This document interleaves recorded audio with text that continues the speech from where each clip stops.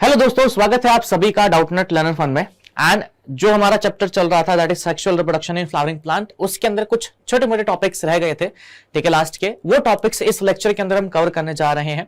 अगर आपको इन टॉपिक्स के बारे में स्पेसिफिकली भी पढ़ना है तो आप इस लेक्चर को देख सकते हैं, ठीक है। बाकी अगर किसी ने लेक्चर पहले वाले देखने हैं तो चैनल पे लेक्चर्स अवेलेबल है, वो आप लोग देख लेना, ठीक है। आज का जो लेक्चर होगा उसके अंदर हम लोग बात करेंगे या डिस्कशन करेंगे अबाउट एम्ब्रियो फॉर्मेशन, ठीक है। एम्ब्रियो डेवलपमेंट कैसे होता है उसके बारे में हम लोग डिस्कशन करेंगे। सीड डेवलपमेंट किस तरीके से होता है, फिर फ्रूट एंड एपोमिक्सिस के बारे में हम लोग यहाँ पे अच्छे तरीके से डिस्कशन करेंगे। ओके, सो ज्यादा टाइम नहीं लगेगा, it will hardly take 45 to 50 minutes. उसके अंदर अपना ये लेक्चर जो है फिनिश कर देंगे हम लोग। अब एम्ब्रियो डेवलपमेंट की अगर हम बात करें, सो एम्ब्रियो डेवलपमेंट आप लोगों की एनसीईआरटी में नहीं दे रखा है, बट मुझे लगता है कि एग्जाम में क्या कहते हैं, मतलब अगर आप कॉम्पिटिटिव एग्जाम की प्रिपरेशन कर रहे हैं तो वहां पे क्या कहते हैं, यहां से क्वेश्चन आ जाते हैं, है ना। सो एम्ब्रियो डेवलपमेंट जो है उसको जरा एक बारी देख लेते हैं, अच्छे तरीके से समझ लेते हैं, और फिर उसके बाद सीड पे चलेंगे और बाकी सारी चीजें कवर करेंगे। चलो जी। सो एम्ब्रियो जो होता है हमारा, वो डेवलप करता है कहां पे, micropylar end of the embryo sac. देखो पहली लाइन ही सुपर इंपॉर्टेंट है, हम लोगों से कभी कभी पूछ लिया जाता है कि एम्ब्रियो हमारा किस तरफ प्रेजेंट होगा। एंड ये बहुत ज्यादा ऑब्वियस भी है ना, कि अगर मैं ओव्यूल को ड्रॉ करूं तो ओव्यूल का स्ट्रक्चर जो है हमारा, मतलब इस तरफ से होता नहीं है ड्रॉ, इस तरफ से करना पड़ेगा, ठीक है। सो ओव्यूल का स्ट्रक्चर हमारा कुछ इस तरीके का है ना। एंड हमारी जो क्या कहते हैं माइक्रोपाइलर एंड, जो ये वाला एंड होता है, यहां से पोलन ट्यूब एंटर करती है। फर्टिलाइजेशन पे इसके आसपास ही होता है। एग अपरेटस भी हमारा यहीं पे प्रेजेंट होता है। तो इट इज वेरी ऑब्वियस कि एम्ब्रियो का फॉर्मेशन भी या एम्ब्रियो सैक का डेवलपमेंट भी इधर ही होगा। अगर हमारा एग यहां पे प्रेजेंट है तो एग से जायगोट भी इधर ही बनेगा, ठीक है, और जायगोट से हमारा एम्ब्रियो भी इधर ही बनेगा या इस तरफ ही बनेगा। चलो जी, बहुत खूब। मोस्ट जायगोट्स डिवाइड करते हैं only after certain amount of endosperm is formed. Now endosperm जो था हमारा, it was the nutritive tissue. ये क्या था हमारा, ये न्यूट्रिटिव टिश्यू था जो प्रेजेंट होता है किसके अंदर, जो प्रेजेंट होता है ओव्यूल के अंदर। इसका एक लेक्चर हम लोगों ने ऑलरेडी कर लिया है, तो आप उस लेक्चर में इसको देख सकते हैं, but it is a nutritive tissue. So endosperm का डेवलपमेंट जो होता है, इट स्टार्ट्स कब, after certain amount of endosperm is formed. Now this is also a very important point. क्यों? क्योंकि हम लोग इस एग्जाम में पूछ लेते हैं कि भाई ऐसा क्यों होता है कि एंडोस्पर्म के बनने के बाद ही एम्ब्रियो का फॉर्मेशन होता है, ठीक है। या क्वेश्चन ऐसा बनता है कि why endosperm development proceeds embryo development, ऐसा क्यों होता है, ठीक है। तो सिंपल सा लॉजिक है, एम्ब्रियो को बड़े होने के लिए, एम्ब्रियो को डेवलप होने के लिए खाना चाहिए, ठीक है। तो वो ये श्योरिटी करता है कि भाई देखो थोड़ा एंडोस्पर्म पहले बन जान दो, क्योंकि जब मैं ग्रो करूं तो ऐसा ना हो कि खाने की कमी हो जाए, ठीक है। सो इस वजह से एंडोस्पर्म का फॉर्मेशन पहले होता है। जब कुछ अमाउंट ऑफ एंडोस्पर्म बन जाता है तो आफ्टर दैट फिर क्या होता है, फॉर्मेशन ऑफ हमारा बेसिकली जो अपना वो है, यानी कि मतलब एम्ब्रियो सैक है, उसका डेवलपमेंट शुरू होता है, ताकि कि न्यूट्रिएंट्स की कमी ना पड़े या न्यूट्रिएंट्स की वजह से डेवलपमेंट ना रुके। Okay, so this is an adaptation to provide assured nutrition. So assured nutrition के चक्कर में हमारा एम्ब्रियो का डेवलपमेंट जो होता है, it starts a little late after endosperm development. Now अब यहां पे देखो क्या बोला गया, डेवलपमेंट जो है किस तरीके से होता है, किस तरीके से नहीं होता। मैंने पॉइंट्स लिखे हुए हैं, ये पॉइंट्स लिखने का एक रीजन है, हालांकि मेरे पास यहाँ पे एक इमेज भी है, ठीक है, बट अगर आपको कोई पॉइंट्स बाद में पढ़ने होंगे तो आप बाद में पढ़ सकते हैं, मेरे को कोई दिक्कत नहीं है, ठीक है। देखो किस तरीके से यहाँ पे एम्ब्रियो का डेवलपमेंट शुरू होता है। मान लीजिए यहाँ पे हमारा क्या है, एक सेल है, ठीक है, दिस इज जायगोट। सबसे पहले यहाँ पे ट्रांसवर्स डिवीजन होता है। ट्रांसवर्स डिवीजन कौन सा होता है, जो बीच में से होता है। ये लॉन्गिट्यूडनल, देखो ये वाला this division is transverse, this is longitudinal division, ठीक है। अगर एक सेल है, यहां पे मान लो एक सेल है, अगर उसका बीच में से डिवीजन हो रहा है तो दैट इज ट्रांसवर्स, अगर उसका लंबे में डिवीजन हो रहा है तो दैट इज लॉन्गिट्यूडनल, ठीक है। शॉर्टेस्ट एक्सिस से डिवीजन होगा तो ट्रांसवर्स, लॉन्गेस्ट से होगा तो लॉन्गिट्यूडनल। सो यहां पे हमारा सेल है, इसके अंदर ट्रांसवर्स डिवीजन हुआ, ठीक है। एक हमारा बेसल सेल बना, एक हमारा एपिकल सेल बना। इसको मान के चलना, यहां पे एम्ब्रियो को ना उल्टा दिखा रखा है। उल्टा यानी कि हमारा ये मान लो कि माइक्रोपाइल वाला एंड जो है, माइक्रोपाइल इस तरफ है, माइक्रोपाइल जो है हमारा इस तरफ है, ठीक है। मेरे को पता है मैंने माइक्रोपाइल की स्पेलिंग गलत लिख दी है, कर रहा हूं सही उसको, कहीं सोचो कि भैया को स्पेलिंग भी नहीं आती है। तो माइक्रोपाइल जो है हमारा, वो मान लो ऊपर की तरफ है, तो इसके अंदर डिवीजन हुआ, ठीक है। मेरे पास एक और इमेज होगा ना, ये भी देख सकते हो आप, बहुत बढ़िया, ये वाला अच्छा है। सो यहाँ पे देखो हमारा फर्टिलाइज्ड एग है, इसके अंदर डिवीजन हुआ तो यहाँ पे क्या बना, एक बेसल सेल बना और एक एपिकल सेल बना। इसको जूम भी कर देते हैं थोड़ा बहुत, ठीक है, एक मिनट रुको। हाँ, सो यहां पे आप देख सकते हैं, यहां पे हमारा एक एपिकल सेल बना है और बेसल सेल बना है। अब यहां पे धीरे धीरे करके क्या होता है, बहुत सारी ट्रांसफर्स डिवीजन होती है, तो एक लंबा सा स्ट्रक्चर आप लोगों को बनता हुआ दिख रहा है। इस लंबे से स्ट्रक्चर को हम क्या बोलते हैं, एनी आइडिया? Any idea? चलो कोई बात नहीं, हम ही बता देते हैं, मुझे पता है तुम लोगों ने पढ़ा नहीं है। इस स्ट्रक्चर को हम कहते हैं सस्पेंसर। ये जो एपिकल सेल होता है, देखो ये जो बेसल सेल है, इट फॉर्म्स द सस्पेंसर वाला पार्ट। बेसल सेल के अंदर बहुत सारी ट्रांसफर्स डिवीजन होती है, तो वहां पे क्या बनता है, सस्पेंसर बनता है। एंड अब एपिकल सेल जो होता है हमारा, ये बनाता है मेजरली एम्ब्रियो वाला पार्ट। ओके, ये जो आप लोगों को दिख रहा है बड़ा सा पोर्शन, ठीक है, लाइट ग्रीन कलर का, जो सस्पेंसर बना रहा है, सस्पेंसर असल में हमारा जो एम्ब्रियो होता है उसको अटैच करके रखता है, किससे, ओव्यूल से, ठीक है। क्योंकि अगर मतलब बेसिकली जैसे इसको ऐसे भी समझ सकते हैं कि जैसे हमारा बेबी जो होता है प्लेसेंटल जो मतलब अम्बिलिकल कॉर्ड से मदर से अटैच होता है, उसी तरीके से सस्पेंसर भी हमारे एम्ब्रियो को अटैच करके रखता है, किससे, ओव्यूल से। अब यहां पे देखेंगे तो अपनी बहुत सारी अब ट्रांसफर्स डिवीजन भी हो रही है, लॉन्गिट्यूडनल डिवीजन भी हो रही है, ठीक है। सो यहाँ पे हमारे स्टेज जो थी अब कैसा हो गया है, एम्ब्रियो कैसा हो गया, ग्लोबुलर हो गया है, गोल सा हो गया, तो ग्लोबुलर स्टेज आ गई है। और डिविजन्स होती है तो थोड़ा सा एम्ब्रियो हमारा ट्रायंगुलर हो जाता है, तो उसको हम ट्रायंगुलर स्टेज कहते हैं। और डिवीजन होती है तो हमारे एम्ब्रियो की शेप कैसी हो जाती है, हार्ट शेप्ड हो जाती है। अब सस्पेंसर में ज्यादा चेंज नहीं आ रहा, अगर आप सस्पेंसर देखोगे तो सस्पेंसर जो है स्टेबल है, उसमें कुछ खास चेंज नहीं आ रहा। जो मेजर चेंज आ रहा है किसमें आ रहा है, हमारे बेसिकली इस वाले पार्ट में आ रहा है, एपिकल सेल वाले पार्ट में आ रहा है, कह सकते हैं एम्ब्रियो वाले पोर्शन में आ रहा है, ठीक है। हार्ट शेप के बाद फिर और डिविजन्स होती हैं, तो टॉर्पीडो शेप बन जाता है। और टॉर्पीडो शेप के अंदर आप लोगों को कहीं ना कहीं छोटे छोटे कॉटिलिडन्स जो है बनना दिखने शुरू हो जाते हैं। ये देखो दो leaf like structures, these are cotyledons. असल में कॉटिलिडन्स जो होते हैं हमारे, they are nothing but embryo के अंदर क्या होते हैं, ये लीफ लाइक स्ट्रक्चर्स होते हैं। ये क्या करते हैं, जो रिजर्व फूड मटेरियल एंडोस्पर्म में था, मेरी बात बहुत ध्यान से सुनना है, जो रिजर्व फूड मटेरियल एंडोस्पर्म में था उसको अब बेसिकली कॉटिलिडन्स में हमारा एम्ब्रियो स्टोर कर लेता है। एंडोस्पर्म पता नहीं कब तक रहे ना रहे, ठीक है, that is a different thing. वो सोचता है कि चलो ठीक है कोई बात नहीं, मैं अपने कॉटिलिडन्स बना लेता हूं और इसमें स्टोर कर लेता हूं।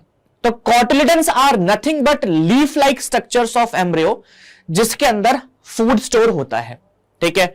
इस कॉटिलिडन का अगर ये वाला पोर्शन देखेंगे, so this represents the shoot apical meristem, ठीक है। और आप छोटे बच्चे नहीं है, आई नो आप लोगों को शूट एपिकल मेरिस्टेम के बारे में पता होगा, हम लोग क्लास 11th में भी थोड़ा इस सब चीजों के बारे में पढ़ते हैं, प्लांट ग्रोथ वगैरह के बारे में पढ़ते हैं, ठीक है। सो ये जो आप लोगों को पोर्शन दिख रहा है सबसे ऊपर वाला, it is shoot apical meristem, या ये प्लांट का स्टेम वाला पार्ट बनाता है। और एम्ब्रियो का सबसे बीच वाला, ये बेस वाला पोर्शन जो दिख रहा है, ठीक है, ये हमारा रूट एपिकल मेरिस्टेम होता है, ये रूट वाला पोर्शन बनाता है।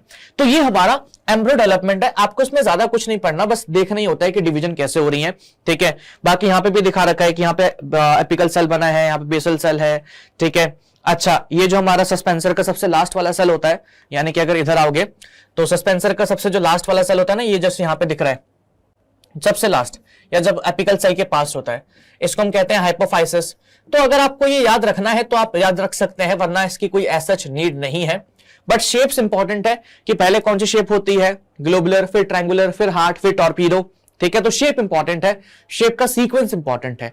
बाकी जो मैंने डिविजन्स की बात करी है, सारे के सारे डिविजन्स यहाँ पे आपके सामने लिखी हुई हैं, आप इसको आराम से रीड कर सकते हैं। तो ये मैंने अपने नहीं लिखा था, आप लोगों के लिए लिखा था, क्योंकि बहुत सारे बच्चे जो है वो डिमांड करते हैं कि भैया नोट्स वगैरह जो है, स्लाइड्स वगैरह जो है वो दे दीजिए करिए। तो टेलीग्राम चैनल का लिंक होगा, ठीक है, वहां पे आप लोगों को स्लाइड्स मिल जाएंगी। ये हमारा डाइकोट एम्ब्रियो का डेवलपमेंट था। एंड डाइकोट में खास बात क्या है, देखो यहाँ पे आपको दो कॉटिलिडन्स दिख रहे हैं। अभी आपको मैं एंडोस्पर्म का और कॉटिलिडन का भी रिलेशन बताऊंगा, वो हम लोग सीड वाले टॉपिक के अंदर पढ़ेंगे, बट मैं आप लोगों को अभी उसका भी रिलेशन बता दूंगा, ठीक है। एंडोस्पर्म के अंदर एंड नंबर ऑफ कॉटिलिडन्स के अंदर, नंबर ऑफ कॉटिलिडन्स का क्या रिलेशन है, ठीक है, ये भी अभी हम डिस्कस करेंगे। तो ये मैं आपको सीड वाले टॉपिक में करवा दूंगा, ठीक है। यहां पे डाइकोट का स्ट्रक्चर बता रखा है, एम्ब्रियोनल एक्सिस है, सो ये अपनी मेन एम्ब्रियोनल एक्सिस, ठीक है। एम्ब्रियोनल एक्सिस के अंदर दो डिफरेंट रीजन्स देखने को मिलते हैं, सबसे ऊपर वाला पोर्शन दैट इज अपना क्या कहते हैं प्लेम्यूल, सबसे नीचे वाला पोर्शन दैट इज अपना रेडिकल। ठीक है, ये प्लेम्यूल है, इसको हम लोग शूट एपिकल मेरिस्टम भी कहते हैं, एपिकल मेरिस्टम भी कहते हैं। ये प्लांट का स्टेम वाला पार्ट बनवाता है। यहां पे नीचे की तरफ रेडिकल है, ये रूट एपिकल मेरिस्टम है, रूट एपिकल मेरिस्टम है। ठीक है, सो RAM एंड SAM, देख लो प्लांट के अंदर भी राम का नाम आ रहा है ना। चलो जी आगे बढ़ते हैं। एम्ब्रियोनल एक्सिस जो होता है, ठीक है, उसके दो पार्ट्स है या दो रीजन्स है। सबसे ऊपर वाला पोर्शन है शूट एपिकल मेरिस्टम, नीचे वाला पोर्शन है रूट एपिकल मेरिस्टम, और उसको मैंने शॉर्ट फॉर्म में लिख दिया है। ठीक है, एंड नेक्स्ट यहां पे क्या बोला गया है, कॉटिलिडन्स। सीड लीव्स हेल्प करते हैं इन फूड स्टोरेज, प्रोवाइड करते हैं nourishment to developing radicle and plumule. अभी ये एम्ब्रियो इस स्टेज में है। ठीक है, ये दोनों लीफ लाइक स्ट्रक्चर्स यहां पे लेबल किया हुआ है, इनको हम कहते हैं कॉटिलिडन्स। एक इस चीज को समझने की कोशिश करिए, जब हमारा सीड सॉइल में जाएगा, ठीक है, तो जाहिर सी बात है कि उसको उस टाइम पे ग्रो करने के लिए खाना चाहिए। अब तो एंडोस्पर्म नहीं है, तो खाना कहां से होगा, खाना इन कॉटिलिडन्स के अंदर होगा। क्योंकि जब सीड हमारी ग्रो कर रही होती है, तो ग्रो करने के जस्ट तुरंत में ही वो फोटोसिंथेसिस नहीं कर पाती है। या कह सकते हो जब वो सीड ग्रो कर रही होती है, तो ऐसा नहीं कि फोटोसिंथेसिस इमीडिएटली कर लेगा। जाहिर सी बात है कि कुछ लीव्स वगैरह बनेगी तब फोटोसिंथेसिस स्टार्ट होगा। तो उससे पहले का जो खाना है वो कहां से मिलता है, कॉटिलिडन से मिलता है। और इन कॉटिलिडन्स में कहीं ना कहीं खाना जो आया है वो कहां से आया है, वो आया है एंडोस्पर्म से। इन्होंने पूरा का पूरा एंडोस्पर्म जो था उसको कंज्यूम किया, ठीक है, और उसका खाना कॉटिलिडन्स में स्टोर कर लिया। अच्छा जी, अब एपिकोटाइल, यहां पे क्या बोला गया, एपिकोटाइल और हाइपोकोटाइल के बारे में भी जरा डिस्कशन कर लेते हैं हम लोग, एक मिनट रुको। ठीक है, इसको मैं अपने डायग्राम के थ्रू बता दूं एक बारी, एक हम पर्सनल डायग्राम ड्रॉ कर लें क्या? ठीक है, एक मैं डायग्राम ड्रॉ कर ही लेता हूं यहां पे छोटू सा। देखो मान लो क्या कहते हैं, हाँ मान लेते हैं यहां पे अपना ये एम्ब्रियोनल एक्सिस है। ठीक है, ये ऊपर प्लेम्यूल वाला पार्ट है। अच्छा, मान लेते हैं कि इस पॉइंट पे हमारा इनसे अटैच्ड है क्या, कॉटिलिडन। आप लोगों को होता क्या है ना, देखो अब ना यहाँ पे तुम लोगों को ऐसा दिख रहा है कि प्लेम्यूल के जस्ट एकदम मतलब क्या कहते हैं बगल से कॉटिलिडन निकल रहे हैं, बट असल में होता नहीं है ऐसा। ठीक है, यहाँ पे थोड़ा प्लेम्यूल का टिश्यू होता है या शूट एपिकल मेरिस्टम का टिश्यू होता है, ये थोड़ा अंदर जाके इस तरफ से अटैच्ड होते हैं। ठीक है, एकदम जस्ट उसके बगल से नहीं निकल रहे होते हैं, ऊपर थोड़ा डिस्टेंस होता है। ठीक है, सो उसको ऐसे भी ड्रॉ कर सकते हैं हम, एक मिनट, हाँ जी, ये हमारी एम्ब्रियोनल एक्सिस हो गई। ठीक है, एम्ब्रियोनल एक्सिस के जस्ट एकदम ऐसे ऐसे करके ना कॉटिलिडन्स निकलते हैं, ऐसे करके कॉटिलिडन्स निकलते हैं। यहां पे थोड़ा अलग तरीके से दिखा रखा है, इसको आप थोड़ा ओपन कर देंगे, इस वाली लीफ को उधर भेज देंगे तो कुछ इस तरीके का स्ट्रक्चर देखने को मिलेगा। सो ये अपना क्या है, दिस इज अपना प्लेम्यूल। ठीक है, प्लेम्यूल के सबसे नीचे यहां पे क्या है, रेडिकल है, दिस इज रेडिकल। ये हमारा क्या है, दिस इज रेडिकल। यहां पे क्या है, देखो इस पॉइंट पे कह सकते हैं, ये जो पॉइंट आपको बीच में दिख रहा है, यहां पे हमारे कॉटिलिडन्स अटैच्ड हो रखे हैं, किससे, एम्ब्रियोनल एक्सिस से। ठीक है, ये पॉइंट ऑफ अटैचमेंट है, पॉइंट है किसका, ऑफ अटैचमेंट, किसका, of cotyledon, cotyledon with embryonal axis, with embryonal axis, embryonal axis. ठीक है, ये वो पॉइंट है। अच्छा, अब इस पॉइंट के बीच में, या कह सकते हो इस पॉइंट से, ये एम्ब्रियोनल एक्सिस है जहां पे कॉटिलिडन अटैच कर रहे हैं, इस पॉइंट से नीचे वाला पार्ट रेडिकल के बीच का, या कह सकते हो इस पॉइंट के बीच का जो लेंथ होता है एम्ब्रियोनल एक्सिस का रेडिकल तक, उसको हम क्या कहते हैं, हाइपोकोटाइल कहते हैं। दिस इज कॉल्ड हाइपोकोटाइल, इसी को हम कहते हैं hypocotyl. Point of attachment of embryonal axis से लेकर के रेडिकल तक की जो लेंथ होती है एम्ब्रियोनल एक्सिस की, उसको हम कहते हैं hypocotyl. And point of attachment of embryonal axis, ठीक है, या point of attachment of cotyledon से लेकर के प्लेम्यूल तक की जो लेंथ होती है किसकी, एम्ब्रियोनल एक्सिस की, उसको हम कहते हैं एपिकोटाइल,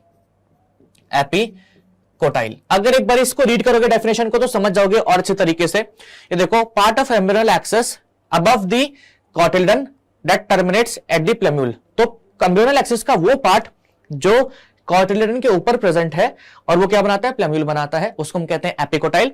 हाइपोकोटाइल क्या है, part of embryonal axis below, किसके नीचे, बिलो द कॉटिलिडन, जो टर्मिनेट करता है किसके अंदर, रेडिकल के अंदर।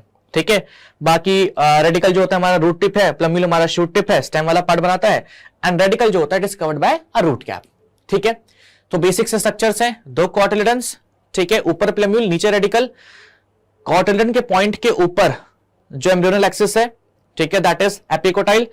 कॉटिलिडन के पॉइंट ऑफ अटैचमेंट के नीचे जो एम्ब्रियोनल एक्सिस है दैट इज हाइपोकोटाइल।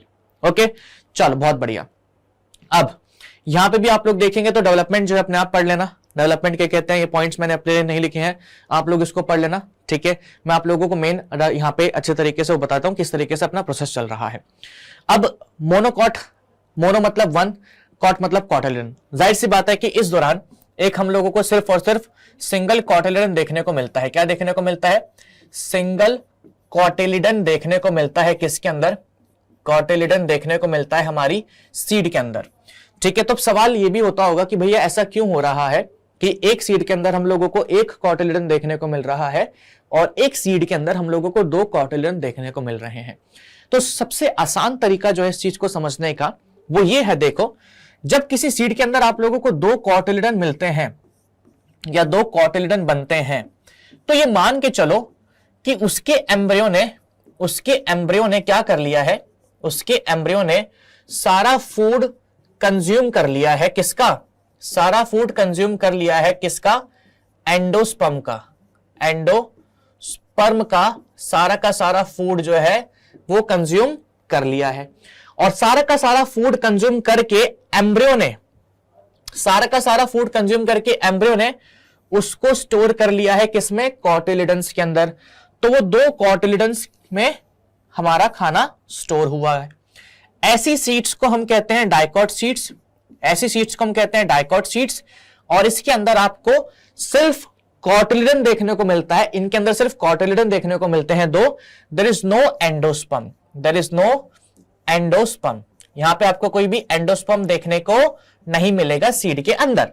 अच्छा, वो सीड जिसके अंदर एक कॉटिलिडन, वन कॉटिलिडन देखने को मिलता है, कॉटिलिडन देखने को मिलता है, इसका मतलब क्या है कि उसके एम्ब्रियो ने, ठीक है, उसके एम्ब्रियो ने फूड जो है, ठीक है, कंज्यूम किया तो है, ठीक है, फूड जो है कंज्यूम किया तो है, बट नॉट कंप्लीटली। ठीक है, फूड जो है कंज्यूम किया है किसका, एंडोस्पर्म का, एंडोस्पर्म का, but not completely, but not completely, completely consume नहीं किया है। ठीक है, अब कंप्लीटली कंज्यूम नहीं किया है तो कुछ अमाउंट ऑफ फूड एंडोस्पर्म में पड़ा हुआ है एंड कुछ अमाउंट ऑफ फूड कॉटिलिडन के अंदर ट्रांसफर हो चुका है। ठीक है, सो इस वजह से इन सीड्स को हम कहते हैं मोनोकॉट्स, मोनोकॉट। यहां पे आप लोगों को देखने को मिलेगा एक कॉटिलिडन, मोनोकॉट, यहां पे आप लोगों को देखने को मिलेगा एक कॉटिलिडन, लेकिन इन सीड्स के अंदर एंडोस्पर्म भी प्रेजेंट होता है, एंडोस्पर्म भी यहां पर प्रेजेंट होता है। यह खास बात है और यही बेसिक रिलेशन है मोनोकॉट और डाइकॉट सीड्स के अंदर। यानी कि आप ये कह सकते हैं सिंपली, अगर कोई सीड है जिसके अंदर एंडोस्पर्म नहीं है, ठीक है, तो हमारी डाइकॉट होगी। अगर कोई सीड है जिसके अंदर एंडोस्पर्म प्रेजेंट है तो हमारी मोनोकॉट होगी, क्योंकि अगर एंडोस्पर्म प्रेजेंट है यानी कि सारा का सारा जो खाना है एंडोस्पर्म का वो कॉटिलिडन्स में ट्रांसफर नहीं किया गया है।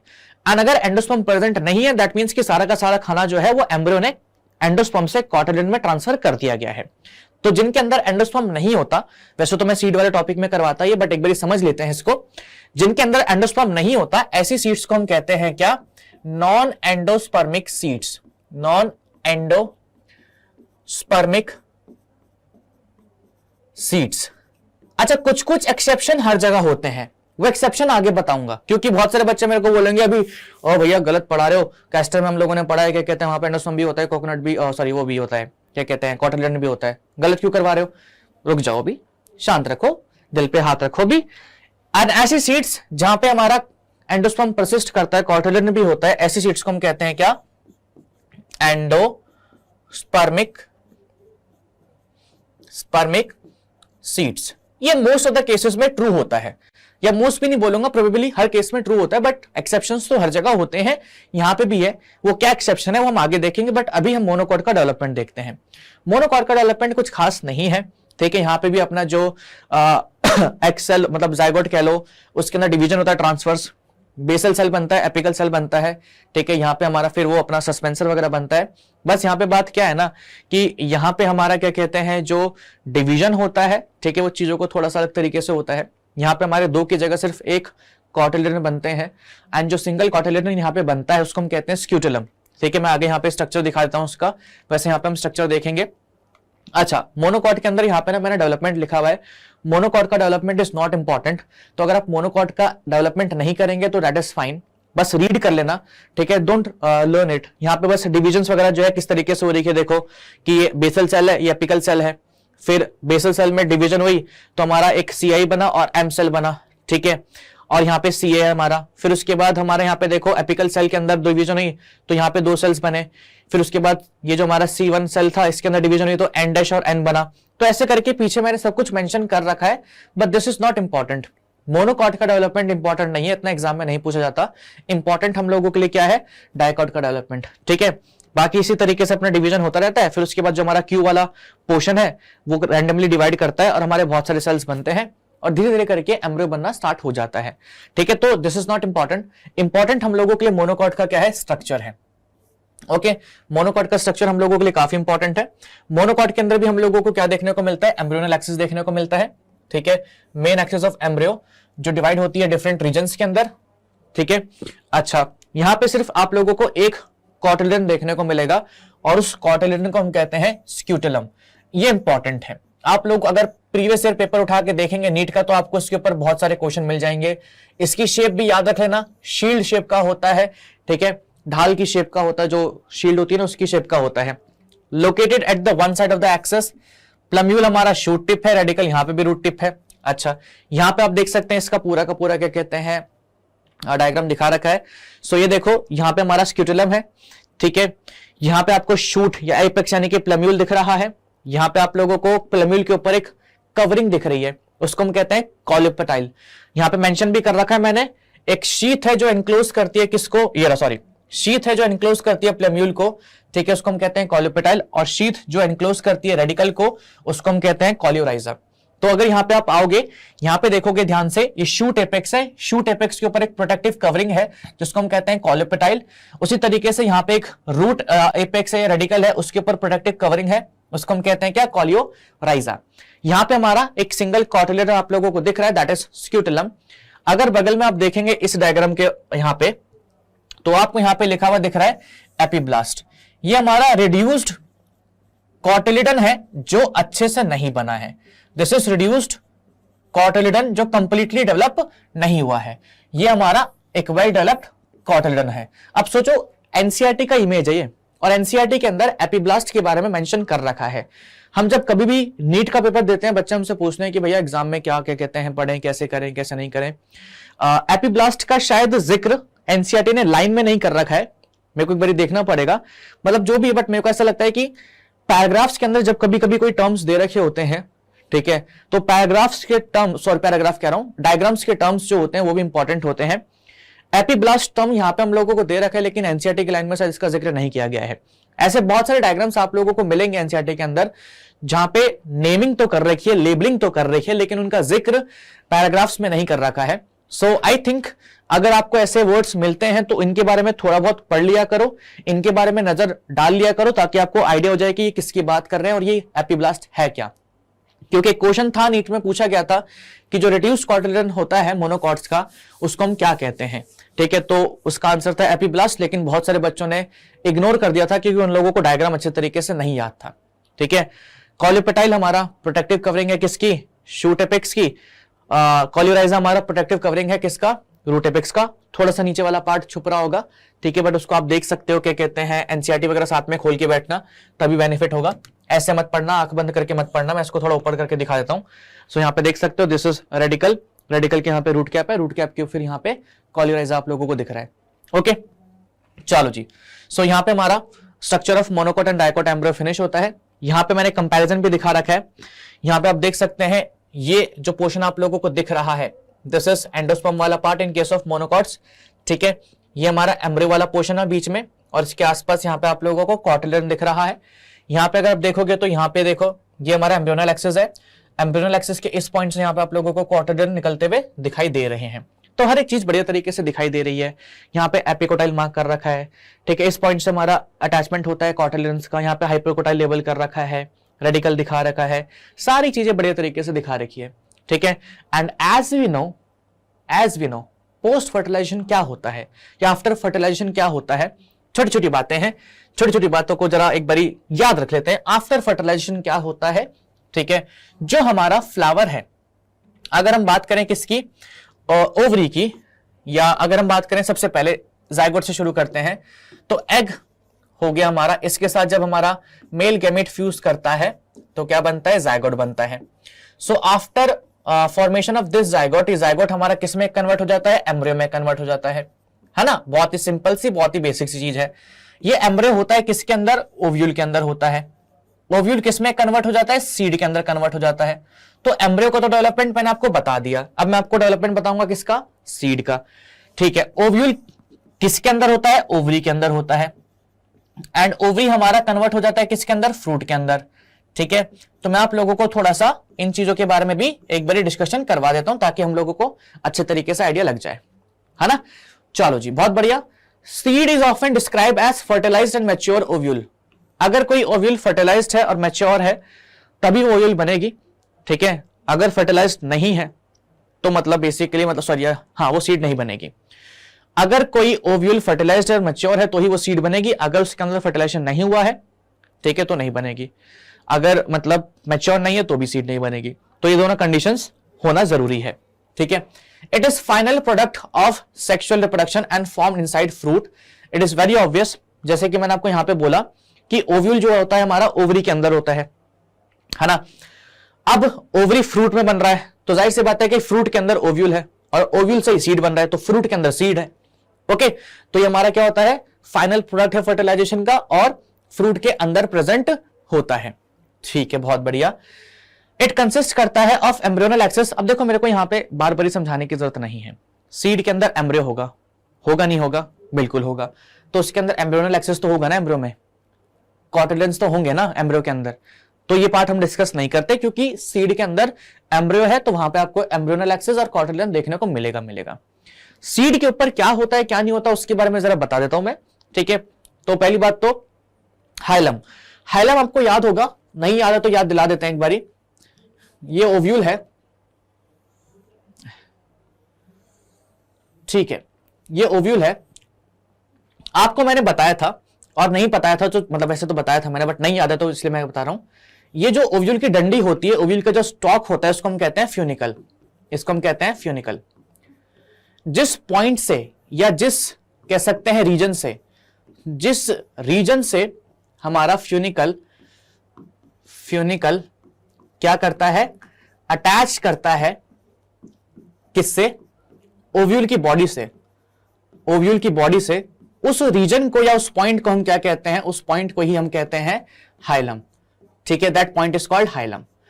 तो अब जाहिर सी बात है कि मतलब फ्यूनिकल जो है थोड़ा ब्रेक वगैरह हो जाता है, तो हाइलम जो होता है वो एक स्कार की तरह, एक निशान की तरह दिखता है। सो स्कार और mark left on the seed coat at the point where ovule जो थे अटैचेस टू द फ्यूनिकल, ठीक है। सीड कोट की बात करें तो हमारा जो ओव्यूल होता है, आपको पता है ओव्यूल की दो लेयर्स हैं, एक इनर इंटेगुमेंट होती है, एक आउटर होती है, ठीक है। सो this is inner integument and this is outer integument, दो कवरिंग होती है, ठीक है। तो ये क्या कर जाती हैं, सीड कोट बना देती हैं। आउटर इंटेगुमेंट जो होती है हमारी, ये क्या बनाती है, टेस्टा बना देती है। या आउटर इंटेगुमेंट जो होती है कन्वर्ट हो जाती है किसमें, टेस्टा में। और इनर वाली जो होती है वो कन्वर्ट हो जाती है किसमें, टेगमन में। तो अब सीड के अंदर हम लोग ये नहीं बोलेंगे कि आउटर और इनर इंटेगुमेंट है, सीड के अंदर हम क्या बोलेंगे, टेस्टा और टेगमन प्रेजेंट होता है। टेस्टा और टैगमन के ऊपर भी बहुत सवाल मैंने देखे हैं, क्योंकि बच्चे कंफ्यूज रहते हैं कि कौन सा बाहर की तरफ है कौन सा अंदर की तरफ है। Testa is outer and tegmen is internal, ठीक है। सो इसको एक ट्रिक से याद रख सकते हो, बहुत ही अजीब सी ट्रिक है, पता नहीं याद रहेगी नहीं रहेगी, ठीक है। बट टेस्टिस जो होती हैं they are outside the body, है ना, स्क्रॉटम के अंदर होती हैं, पाउच के अंदर होती है। सो टेस्टिस बॉडी के बाहर होती हैं, है ना।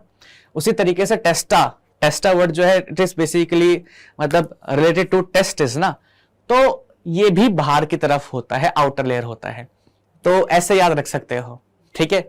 सो डबल लेयर्ड है, formed by integument. Outer integument क्या बनाती है, टेस्टा बनाती है, इनर वाली टैगमन बनाती है। एंड यहां पे आप लोगों को दिख रहा है जहां पे हमारे इंटेगुमेंट्स एब्सेंट होती है वहां पे हमारे सीड कोड भी एब्सेंट होते हैं, तो एक छोटी सी ओपनिंग होती है, इसको माइक्रोपाइल कहते हैं। इस माइक्रोपाइल के थ्रू सीड जब जर्मिनेट करती है तो उसी माइक्रोपाइल के थ्रू ऑक्सीजन हो गया और वाटर हो गया वो एंटर करते हैं।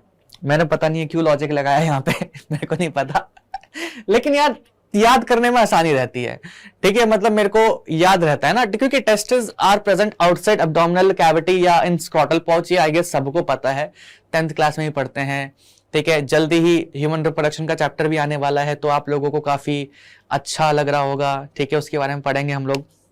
बट ये बात सबको याद रहती है, इसलिए मतलब वो याद करने का सबसे आसान तरीका है, तो आप ऐसे उसको दिमाग में रख सकते हैं। हाँ जी, तो बाकी सीड के ऊपर जहां पे इंटेगुमेंट्स एब्सेंट होती है वहां पे सीड कोड भी एब्सेंट होते हैं, तो एक छोटी सी ओपनिंग होती है, उसको हम कहते हैं माइक्रोपाइल। उस माइक्रोपाइल के थ्रू वाटर और ऑक्सीजन एंटर करता है सीड के अंदर जब वो जर्मिनेट करने की कंडीशन में होता है, जब जर्मिनेट कर रहा होता है, ठीक है। सो यहाँ पे आप देख भी सकते हैं, यहाँ पे आपको दिख रहा है हाइलम एक स्कार की तरह, एक छोटा सा पॉइंट है हाइलम के नीचे जस्ट माइक्रोपाइल। यहाँ पे भी आप लोगों को दिख रहा है हाइलम एक स्कार की तरह। अच्छा, हाइलम के जस्ट नीचे ही यहीं पे अपना प्रेजेंट होता है क्या, माइक्रोपाइल, ठीक है। बाकी इसकी कवरिंग टेस्टा दिख रही है और टैगमन दिख रही है, यहाँ पे भी माइक्रोपाइल दिखाया गया। मैंने कोशिश करी है कि इमेजेस ज्यादा से ज्यादा लगाऊं ताकि आप लोगों को क्लियर रहे।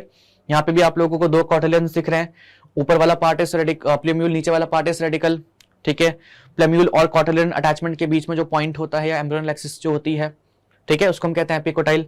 रेडिकल के बीच में और point of attachment of Kautilyan के बीच में जो एम्ब्रियोनल एक्सिस होती है उसको हम कहते हैं हाइपोकोटाइल।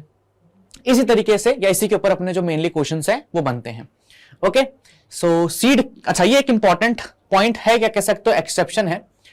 कभी कभी एक्सेप्शन यहां पे लिख देते हैं, कभी कभी हम लोगों को क्या देखने को मिलता है कि रेमिनेंट जो होता है न्यूसेलस के, एज वी नो कि जो ये अपना ओव्यूल है, ठीक है, यहाँ पे अपना एम्ब्रोसैक होता है, इसके बाहर ये वाला जो पोर्शन होता है, ये जो वाला रीजन होता है, यहाँ पे एक टिश्यू होता है न्यूसेलस, ठीक है।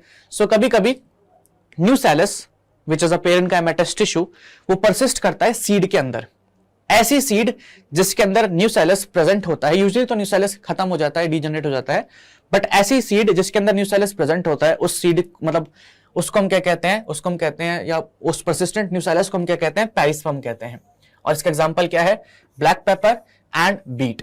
अगर आप क्या कहते हैं अगेन नीट के PYQs उठा के देखेंगे तो आप लोगों को जरूर इसका एक क्वेश्चन मिलेगा, ठीक है, कि पेरिस्पर्म जो होता है हमारा किस में परसिस्ट करता है, या पेरिस्पर्म क्या होता है।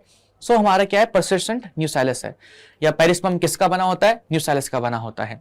ओके, चलिए, अच्छा मैंने आप लोगों को एंडोस्पर्मिक सीड्स और नॉन एंडोस्पर्मिक सीड्स का कॉन्सेप्ट बताया था, तो मुझे लगता नहीं कि फिर से टाइम वेस्ट करने की जरूरत है।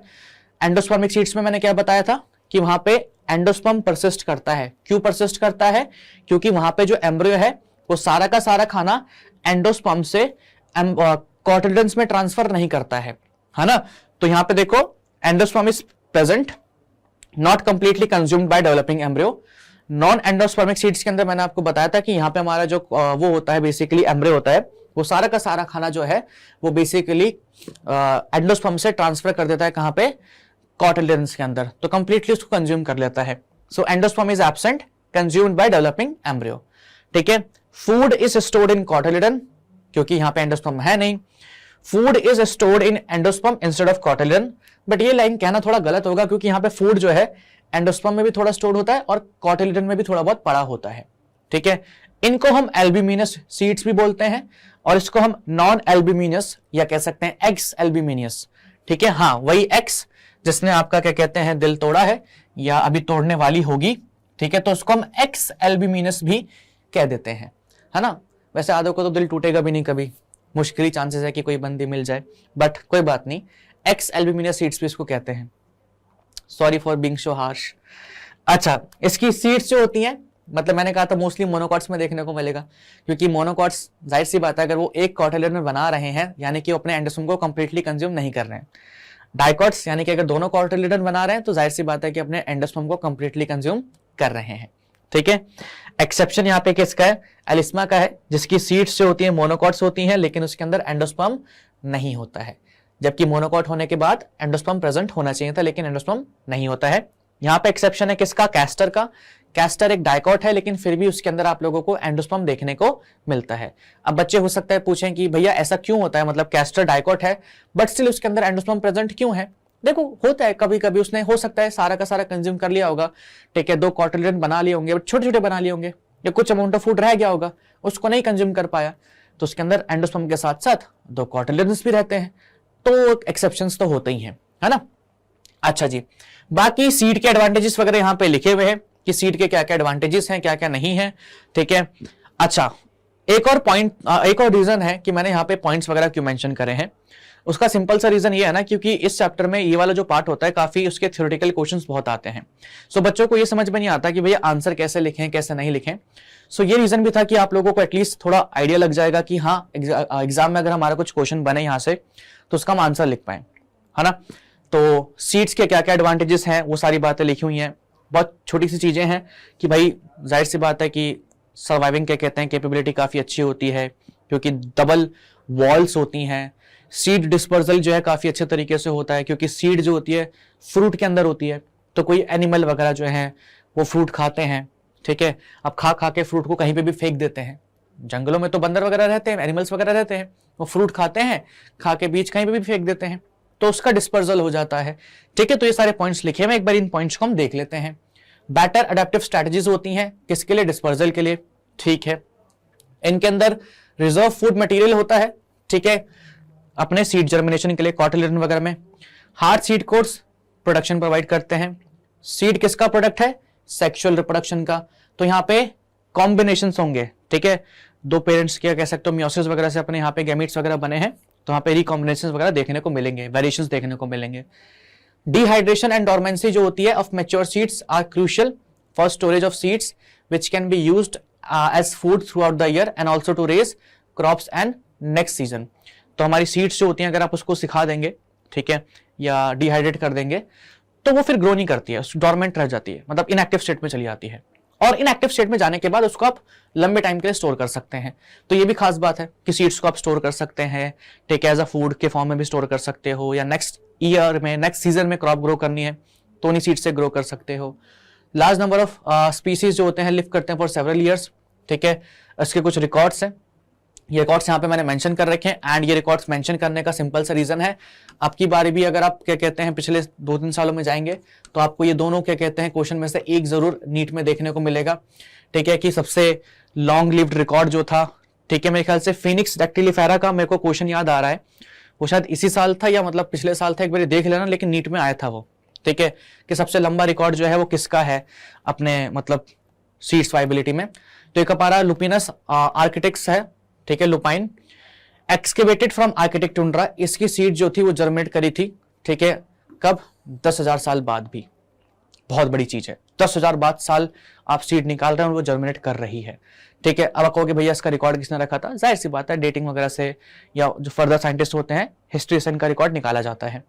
रिसेंट रिकॉर्ड कितने साल का है? 2000 साल का है, ठीक है, ऑफ डेट पाम फिनिक्स डैक्टिलिफेरा। तो पूछा गया था क्वेश्चन में कि कौन सा मतलब डेट पाम है जिसकी क्या कहते हैं सबसे ज्यादा वाइबिलिटी रिकॉर्ड करी गई है ना। तो उसमें फिनिक्स डैक्टिलिफेरा दे रखा था और 2-3 और ऑप्शंस दे रखे थे फिनिक्स के ही और डेट पाम के स्पीसीज के, तो आंसर हमारा फिनिक्स डैक्टिलिफेरा होना चाहिए था, ठीक है। Discovered during archaeological excavation of king Herod's palace near Dead Sea, ठीक है। तो ये अगर नहीं भी याद रखोगे कि कहां पे हुआ था कहां नहीं हुआ था, बट रिकॉर्ड याद रखोगे 2000 साल का था, ठीक है, तो काम बन जाएगा। बाकी हेरोड्स प्लेस जो था, पैलेस था, सॉरी, किंग हेरोड्स पैलेस, वहां पे क्या कहते हैं ये किंग वहां पे क्या कहते हैं सीट जो थी मिली गई थी। बाकी सीड्स के अंदर ऐसा कुछ खास है नहीं, मोनोकॉट और डाइकॉट सीड्स हैं, दोनों का डिफरेंस बता दिया। एंड उसी के अंदर क्या कहते हैं हमारा एंडोस्पर्मिक नॉन एंडोस्पर्मिक है, उसका भी डिफरेंस हम लोगों ने देख लिया है, तो उसमें और कुछ है नहीं। Let's come to the fruit. Fruit की अगर बात करें तो जैसे हमारा ओव्यूल जो है सीड में कन्वर्ट हो रहा था, तो ओवरी जो होता है इट बिकम्स द फ्रूट, ठीक है। The ovary enlarges many times in size, the wall जो थी ओवरी की बिकम्स फ्रूट वॉल, जिसको हम कहते हैं पेरिकार्प, ठीक है। और ये फ्रूट वाला पोर्शन आप लोगों ने क्लास 11th मॉर्फोलॉजी में भी पढ़ा होगा, मॉर्फोलॉजी ऑफ फ्लावरिंग प्लांट्स। तो ओवरी की वॉल जो होती है उसको हम फ्रूट वॉल कहते हैं। टेक्निकली उसको आप पेरिकार्प भी बोल सकते हैं। पेरिकार्प के 3 पार्ट्स होते हैं, जैसे कि एपिकार्प हो गया, मीजोकार्प हो गया, एंडोकार्प हो गया। जैसे आप अगर उसकी बात करें, मैंने आम का फोटो लगा रखा है यहाँ पे, चलो कोई बात नहीं, आम का नहीं लगा रखा, मैंने इसका लगा रखा है, चलो कोई बात नहीं। आम को इमेजिन करो दिमाग में, और गर्मियां हैं, आम का सीजन भी चल रहा है, आंखें बंद करके आम को इमेजिन करो, ठीक है। कैटरीना कैफ की एड को इमेजिन मत करना जहां पे वो आम खा रही थी, आम को सिर्फ इमेजिन करना है। तो आम का जो छिलका होता है दैट इज एपिकार्प, ठीक है। फिर जो आप पोर्शन खाते हैं दैट इज मीजोकार्प, और जो हार्ड पोर्शन होता है दैट इज एंडोकार्प। वो जो हार्ड पोर्शन होता है ना, उसको तोड़ोगे तो उसके अंदर से सीड निकलेगा, ठीक है, तो दैट इज एंडोकार्प। तो ये जो तीनों लेयर्स हैं ये क्या है, फ्रूट वॉल है। फ्रूट वॉल कुछ केस में एडिबल होती है, कुछ केस में नहीं भी होती है, ठीक है। तो ये जो तीनों लेयर है एपिकार्प, मीजोकार्प और एंडोकार्प, कलेक्टिवली हमारी क्या है, फ्रूट वॉल है, और इसी को हम पेरिकार्प भी बोलते हैं, ठीक है। So pericarp forms the following function, ये सीड को प्रोटेक्ट भी करता है, अगर कहीं पे हार्ड है तो सीड को प्रोटेक्ट कर रहा है, अगर कहीं पे सॉफ्ट है या एडिबल है तो सीड डिस्पर्सल में हेल्प कर देता है। वही कह रहा हूं कि एनिमल्स आते हैं, पेरिकार्प को खाते हैं या फ्रूट की वॉल को खाते हैं, और खाने के बाद उसको कहीं पे भी फेंक देते हैं तो सीड का डिस्पर्सल हो जाता है, ठीक है। अच्छा, अब यहां पे जैसे कि फ्रूट जो होते हैं फ्लैशी होते हैं, गुआवा के केस में, ऑरेंज के केस में, ठीक है, और ड्राई भी हो सकते हैं, किस केस में, ग्राउंडनट के केस में, मस्टर्ड के केस में। तो जैसे यहाँ पे अगर देखोगे तो गुआवा हो गया, ऑरेंज हो गया, मैंगो हो गया, यहाँ पे पेरिकार्प कैसा है, यहाँ पे पेरिकार्प फ्लैशी है। लेकिन वहीं पे ग्राउंडनट के केस में हो गया, ठीक है, या मस्टर्ड के केस में हो गया, यहाँ पे कैसा है, यहाँ पे अपना ड्राई है या थिक है, हार्ड है, ठीक है। In most cases fruit develop करता है from ovary and other floral parts degenerate कर जाते हैं। ऐसे फ्रूट्स को हम क्या कहते हैं, ट्रू फ्रूट्स कहते हैं। ये लो जी, ज्यादातर केसेस में हमारे जो फ्रूट्स होते हैं वो बनते हैं किससे, ओवरी से और बाकी फ्लोरल पार्ट से, सॉरी ओवरी से बनते हैं, ठीक है, और बाकी फ्लोरल पार्ट्स जो होते हैं वो फॉल ऑफ कर जाते हैं। ऐसा फ्रूट जो सिर्फ ओवरी से बने, ऐसा फ्रूट जो सिर्फ ओवरी से बने, उस फ्रूट को हम कहते हैं ट्रू फ्रूट। एग्जांपल चेरी हो गया, प्लम्स हो गया, पीचेस हो गया, ठीक है। वो फ्रूट, ठीक है, वो फ्रूट जिसके अंदर, वो फ्रूट जिसके अंदर ओवरी के साथ साथ, वो फ्रूट जिसके अंदर ओवरी के साथ साथ अदर फ्लोरल पार्ट्स का इन्वॉल्वमेंट है, अदर फ्लोरल पार्ट्स, चाहे वो थैलेमस हो, कुछ हो, लेकिन अदर फ्लोरल पार्ट्स का अगर इन्वॉल्वमेंट है तो ऐसे फ्रूट्स को हम कहते हैं फॉल्स फ्रूट। एग्जाम्पल के तौर पे हो गया एप्पल। एप्पल का जो एडिबल पार्ट होता है ये किससे बना है, ये थैलेमस से बना है, थैलेमस से बना है, तो ये एक फॉल्स फ्रूट है। ये क्या, एक फॉल्स फ्रूट है। यहां पे आप देख रहे हैं ग्रेप, ग्रेप एक ट्रू फ्रूट है क्योंकि पूरा का पूरा किससे बना है, ओवरी से बना है, इसमें किसी पार्ट का कोई इन्वॉल्वमेंट नहीं है, ठीक है। ये डेवलप हुआ है पूरा का पूरा only from ovary, only from ovary, इसमें किसी पार्ट का कोई और इन्वॉल्वमेंट नहीं है, ठीक है जी। सो यहां पे हमारा ग्रेप आ गया है, ऐसे बहुत सारे एग्जांपल्स है। मैंगो भी हमारा कंप्लीटली क्या कहते हैं, ओवरी से बना है, बट जिस पार्ट में क्या कहते हैं अपना ओवरी के साथ अदर फ्लोरल पार्ट्स इन्वॉल्व होते हैं, that fruit is called false fruit. Okay, चलो बहुत सही। यहां पे पियर का भी एग्जांपल दे रखा है, पियर भी हमारा एक फॉल्स फ्रूट है, उसके अंदर भी थैलेमस का कंट्रीब्यूशन होता है। डेफिनेशन रीड कर लीजिएगा और अगर लिखने का मन है तो लिख लेना, ठीक है। कुछ बेसिक टर्म्स और जो इस चैप्टर के अंदर आपको देखने को मिलेंगे एंड या मतलब कभी कभी उनकी डेफिनेशन एग्जाम में आ जाती है, दैट इज पार्थेनोकार्पिक फ्रूट। कभी कभी क्या होता है कि हमारा जो फ्रूट है वो विदाउट फर्टिलाइजेशन बन जाता है। आप लोगों ने क्लास 11th में चैप्टर पढ़ा होगा प्लांट ग्रोथ एंड डेवलपमेंट, जहां पे हम लोग प्लांट हॉर्मोन्स के बारे में बात करते हैं, ठीक है। सो वहां पे हम कहते हैं कि कुछ हॉर्मोन्स होते हैं हमारे, वो इंड्यूस करते हैं फ्रूट फॉर्मेशन, ठीक है, या पार्थेनोकार्पी इंड्यूस करते हैं। तो पार्थेनोकार्पी इंड्यूस करने का मतलब क्या है कि वो ओवरी को ट्रांसफॉर्म कर देते हैं किसके अंदर, फ्रूट के अंदर, बिना फर्टिलाइजेशन हुए। जबकि फर्टिलाइजेशन जब होता है तो उसके बाद हमारा ओव्यूल सीड में कन्वर्ट होता है एंड उसके बाद ओवरी फ्रूट में कन्वर्ट होता है, ठीक है। अच्छा, अब एक और बात, फर्टिलाइजेशन जब नहीं हुआ है तो जाहिर सी बात है कि यहां पे ओव्यूल से सीड नहीं बनेगा। यहां पे फर्टिलाइजेशन जब नहीं हुआ है तो ओव्यूल जो है हमारा वो सीड में चेंज नहीं होगा, और सीड में चेंज नहीं होगा तो पार्थेनोकार्पिक जो फ्रूट्स बनेंगे वो कैसे बनेंगे? सीडलेस बनेंगे। जैसे कि जो आप ग्रेप्स खा रहे हैं आजकल वो पार्थेनोकार्पिक ग्रेप्स हैं, सीडलेस ग्रेप हैं।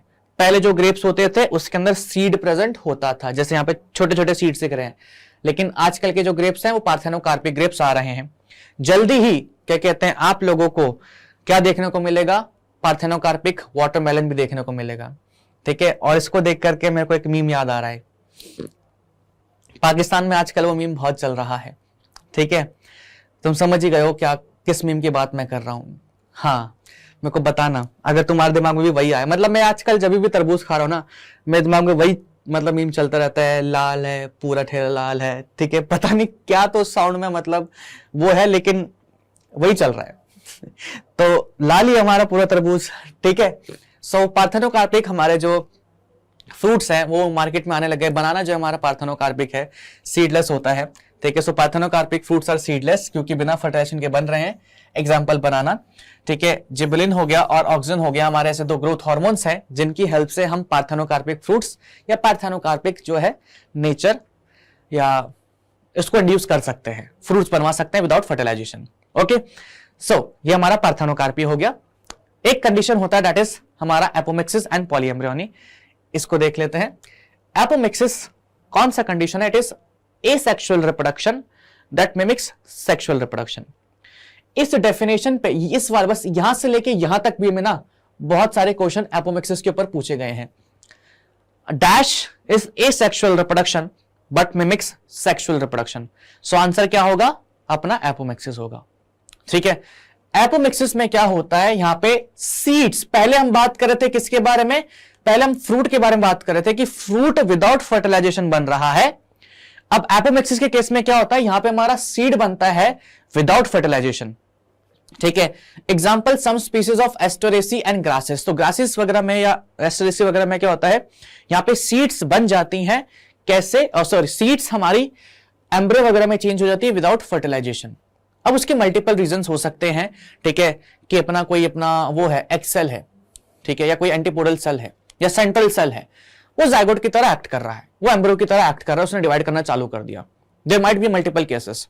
ठीक है, बट यहां पे क्या बोला है कि जब हमारा सीड बन जाए विदाउट फर्टिलाइजेशन, ऐसी कंडीशन को हम क्या कहते हैं?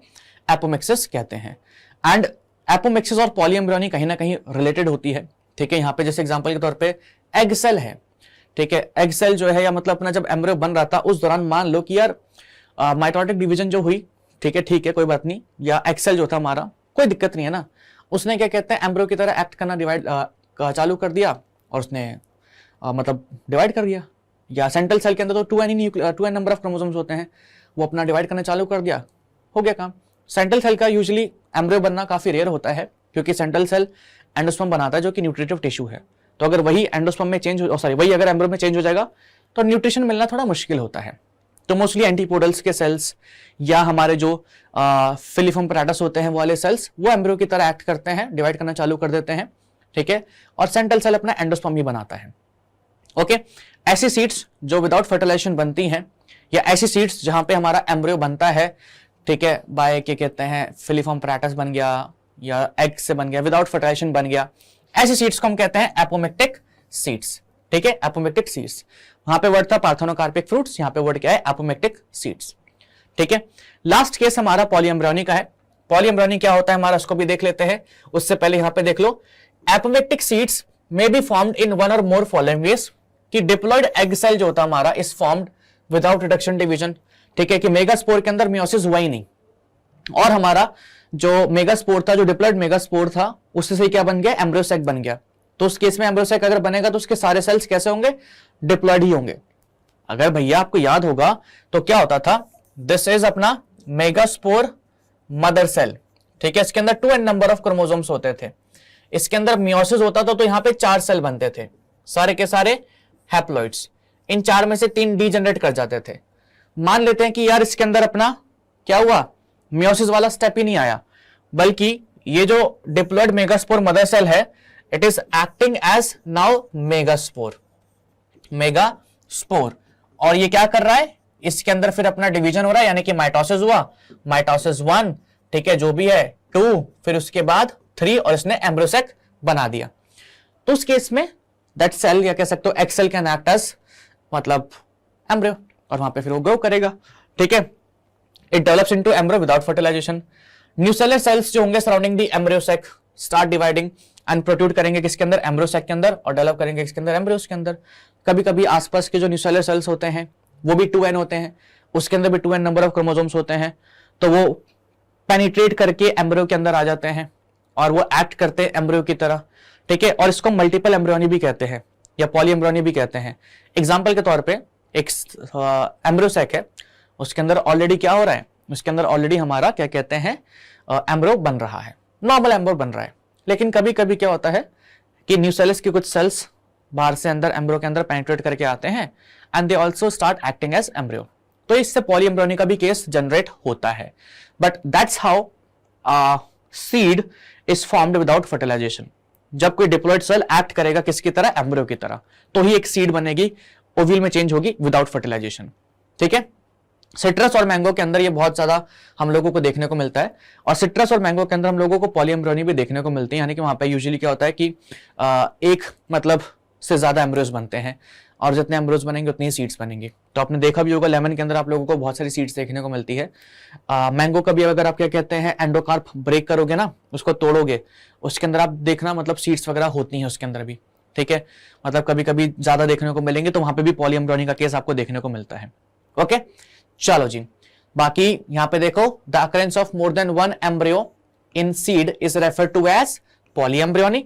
जब एक से ज्यादा हमें क्या कहते हैं एम्ब्रियो देखने को मिलते हैं, इसको हम पॉली एम्ब्रियोनी कहते हैं, ठीक है। एंड कहीं ना कहीं ये केस जैसे कि मैंने बोला था एसोसिएटेड है किसके साथ, एपोमिक्सिस के साथ, क्योंकि अगर एक से ज्यादा एम्ब्रियोज बन रहे हैं, ठीक है, तो फर्टिलाइजेशन तो नहीं बनने वाले, जाहिर सी बात है। या तो वहां पे हमारा न्यूसेलस एक्ट करेगा एम्ब्रियोज की तरह, या डिप्लॉयड एक्स सेल बनाएगा एम्ब्रियो, तो वही कंडीशन होगी। और अगर वो कंडीशन हो रही है तो उस केस में जो सीड बनेगी दैट इज विदाउट फर्टिलाइजेशन, ठीक है। सो उस केस में हमारा वही एपोमिक्सिस ही हो जाता है। ओके, तो यहां पे आप देख सकते हैं कब ये सिचुएशन हो सकती है कि एक से ज्यादा एक्स सेल बन जाए एम्ब्रियो के अंदर, मोर देन वन एम्ब्रियोसेक, एक से ज्यादा एम्ब्रियोसेक बन जाए, ठीक है, यानी कि 2 मेगास्पोर बन जाए, तो 2 मेगास्पोर अपने अपने एम्ब्रियोसेक बना लेंगे। अच्छा, cells of female gametophyte like synergids हो गए, एंटीपोडल्स हो गए, ठीक है, न्यूसेलस हो गए, ये एम्ब्रियो में डेवलप हो जाए, ठीक है, तो इस केस से भी पॉली एम्ब्रियोनी हो सकती है। सिट्रस, लेमन, मैंगो, ग्राउंडनट के अंदर हम लोगों को ये कंडीशन देखने को मिलती है। कौन कौन सी कंडीशन बोली हमने, या तो 2 एक्सेल बन जाए बाय एनी चांस, या एम्ब्रियोसेक्स बन जाए 2-3, या हमारे जो बाकी के सेल्स हैं, ठीक है, बेसिकली क्या कहते हैं जो अपने सिनर्जिड्स हैं, न्यूसेलस, एंटीपोडल्स वगैरह हैं, वो एक्ट करने लग जाए किसकी तरह, एम्ब्रियोस की तरह, ठीक है। ये हमारा यहाँ पे क्या बोला है, अच्छा ये 3 पॉइंट थे, है ना, हाँ काम होगा बस। सो इन 3 पॉइंट्स की वजह से या 3 चीजों की हेल्प से हमारा मल्टीपल एम्ब्रियोस बन सकते हैं सीड्स के अंदर। तो बेसिक टर्म्स थे, इनकी डेफिनेशंस वगैरह ज्यादा आती है, क्वेश्चंस यूजुअली 2-3 मार्क्स में आते हैं, ठीक है। तो पॉली एम्ब्रियोनी हो गया, एपोमिक्सिस हो गया, ओके, पार्थेनोकार्पिक हो गया, फिर true fruits and false fruits हो गए। तो ये क्वेश्चंस यूजुअली 2-3 मार्क्स में, 3-4 मार्क्स में आते रहते हैं, ठीक है, बट ये इंपॉर्टेंट होते हैं तो उसको कर लेना चाहिए। बाकी अब यहां तक आपका ये पूरा का पूरा चैप्टर कंप्लीट हो गया है। ऐसे ही आप लोगों को नहीं जाना है, क्यों, क्योंकि मैंने इसके अंदर होमवर्क भी दिया है, डिस्क्रिप्शन में लिंक होगा और कमेंट सेक्शन में भी लिंक पिन करवा देंगे होमवर्क का। जो जो टॉपिक मैंने इसमें से पढ़ाए हैं सारे टॉपिक्स के क्वेश्चन मैं होमवर्क में डालूंगा, देखना कि किस तरीके से क्वेश्चंस आते हैं, ठीक है, एग्जाम में। एंड पहले वाले टॉपिक्स के भी डाल दूंगा ताकि थोड़ा रिवीजन हो जाए, तो आराम से बैठ के जैसे ही लेक्चर खत्म हो एमसीक्यू फॉर्मेट में होंगे, hardly it will take your क्या कहते हैं 5 to 10 मिनट्स, फटाक से क्वेश्चन करना, ठीक है। और जितने क्वेश्चंस होंगे उस क्वेश्चन में से मेरे को बताना कमेंट सेक्शन में कि भैया मेरे इतने सही हुए हैं, इतने गलत हुए हैं, ये मेरे को जानना है, ठीक है। एंड इसके बाद नेक्स्ट लेक्चर जो होगा मैं पूरा 1 शॉट में लेके आऊंगा ह्यूमन रिप्रोडक्शन का, बहुत बढ़िया सा। ओके जी, सो तब तक के लिए best of luck and bye bye.